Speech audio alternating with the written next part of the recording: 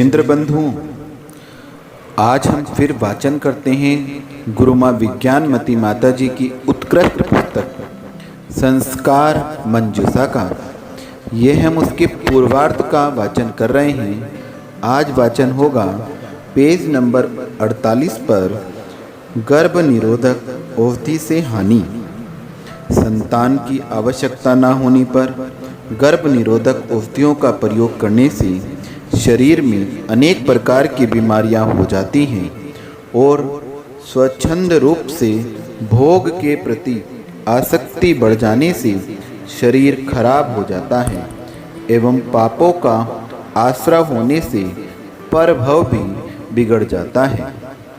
धार्मिक ग्रंथों में कहा है कि स्त्री पुरुष के एक बार के सहवास में स्त्री की योनि में स्थित 9 लाख करोड़ जीव उसी प्रकार मर जाते हैं जिस प्रकार तिल से भरी हुई किसी नली में गर्म लोहे की सलाई डालने पर सब तिल नष्ट हो जाते हैं, जल जाते हैं। संत कहते हैं कि इतना ही नहीं, भोग के प्रत्येक आघात में असंख्यात जीव मरण को प्राप्त होते हैं। इस सब हिंसा का पाप दंपति को बराबर बराबर अथवा अपनी अपनी आसक्ति के अनुसार लगता है। शायद इसलिए सब पापों में इस पाप को सबसे बड़ा एवं जघन्य पाप माना गया है।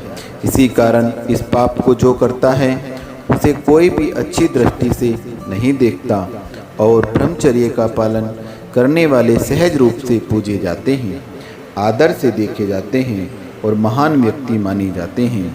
कभी कभी औषधि के प्रभाव से औषधि खाने के बाद आने वाली एमसी के समय या तो बहुत ज़्यादा ब्लीडिंग होती है या महीनों महीनों तक शुद्धि नहीं होती है, जिससे मन प्रशस्त नहीं रहता, किसी काम में मन नहीं लगता और धार्मिक अनुष्ठान तो वह कर ही नहीं सकती है। किसी महिला के गर्भ निरोधक औषधि खाने से भविष्य में गर्भ धारण की क्षमता समाप्त हो जाती है।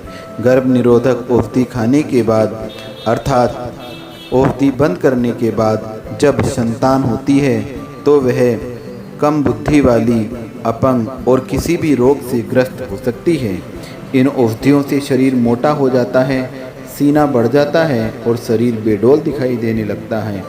महिलाएं गर्भ निरोध के लिए योनि में जो क्रीम लगाती हैं, इससे उसके पति के स्तनों का विकास हो जाता है, जिसे पुरुषों में ब्रेस्ट डेवलपमेंट या गायनिकोमेस्टिया कहते हैं। कॉपर टी लगाने के तुरंत बाद पेट के निचले हिस्सों में दर्द होता है। अगली एमसी के समय पेट में दर्द होता है। कॉपर टी लगाने के बाद शुद्धि का समय हो जाने पर भी लाल दाग लगते रहते हैं। अगली एमसी के समय बहुत ब्लीडिंग हो सकती है। इसके गर्भाशय में सूजन और सुराख हो सकता है।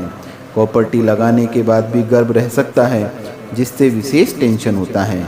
कभी कभी गर्भाशय को छोड़कर दूसरी जगह भी गर्भ बढ़ जाता है। कभी कभी छेद आदि होने पर मजबूर होकर ऑपरेशन के द्वारा कॉपर टी निकलवानी पड़ती है।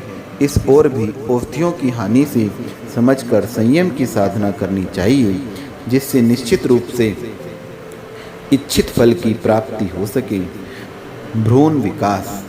माँ के गर्भ में रज वीर्य मिलने के बाद तत्काल भी जीव आ सकता है, इसलिए आप यह नहीं सोचो कि प्रथम दिन या 1.5-2 महीने तक गर्भ में जीव नहीं आता।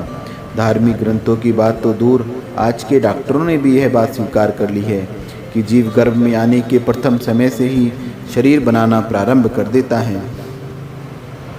15-20 मिनट मात्र में ही उसमें देखने आदि जानने की शक्ति आ जाती है, लेकिन आँखें, नाक, कान आदि पूर्ण विकसित नहीं हो पाते, इसलिए वह सामान्य मनुष्य के समान क्रियाएं नहीं कर पाता।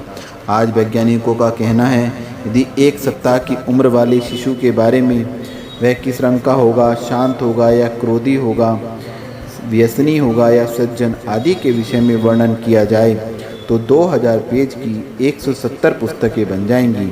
और तो वह निर्जीव कैसे हो सकता है? यदि कुछ गहरी दृष्टि से देखा जाए तो बिना जीव के गर्भ का विकास कैसे हो सकता है?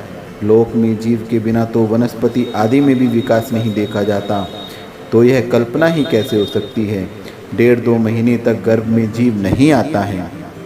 जैन धार्मिक ग्रंथों का कहना है कि अंतर मुहूर्त अर्थात कुछ समय कम 48 मिनट आयु वाला गर्भस्थ शिशु जो अभी गर्भ में आया ही है, मरकर काली, दुर्गा, ज्वाला मालिनी, सूर्य, चंद्रमा, बृहस्पति, भूत, डाकिनी आदि और स्वधर्म ईशान स्वर्ग तक जा सकता है।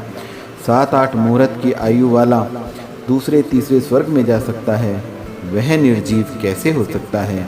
वृद्धि को प्राप्त होते हुए उस भ्रूण के तीसरे चौथे सप्ताह में आंखें, रीढ़, मस्तिष्क आदि की निर्माण प्रक्रिया प्रारंभ हो जाती है। 20-21 दिन होने पर दिल की धड़कन शुरू हो जाती है। रीढ़ के अंदर सुषुम्ना बनकर पूरी हो जाती है। प्लेसेंटा की 3 संरचनाएं पूर्ण हो जाती हैं। इस नन्हे प्राणी के ऊतक एक पूर्ण मानव के प्रारूप हैं। यही वह समय है जब माता को अपने गर्भवती होने का पता चलता है। इस समय तक भ्रूण के अपना दिल और दिमाग बनकर तैयार हो जाते हैं। लगभग 1.5 महीने के शिशु के हृदय एवं परिसंचरण तंत्र पूर्णतया स्थापित हो जाते हैं। सिर, आंखें, आंखों पर लेंस, रेटिना आ जाते हैं। नासिका छिद्र विकसित हो जाते हैं। कान बन जाते हैं। हाथ पैरों की कलिकाएं बनने लगती हैं। अंत तक मस्तिष्क एवं स्पाइनल कॉर्ड लगभग पूरे बन जाते हैं। भ्रूण की लंबाई 1 से 3 सेंटीमीटर होती है। 2 महीने होते होते उसके शरीर के सम अंग सिर, चेहरा, मुंह तथा जीभ बनकर तैयार हो जाते हैं। आंतरिक अंग, फेफड़े, गुर्दे, पाचन तंत्र आदि बढ़ने लगते हैं। मस्तिष्क पूरी तरह से विकसित हो जाता है। बच्चे के लिंग का पता चलने लगता है। वह भ्रूण निर्जीव कैसे हो सकता है? अतः गर्भस्थ भ्रूण प्रथम दिन से ही सजीव है। इस बात को सटीक मानते हुए बालक के गर्भ में आते ही माँ को उसकी रक्षा करनी चाहिए। जय जिनेंद्र। आज के लिए इतना ही। आगे का वाचन हम कल करेंगे। तब तक के लिए गुरुमाँ विज्ञानमती माता जी के चरणों में वंदामि गुरुमाँ, वंदामि गुरुमाँ, वंदामि गुरुमाँ।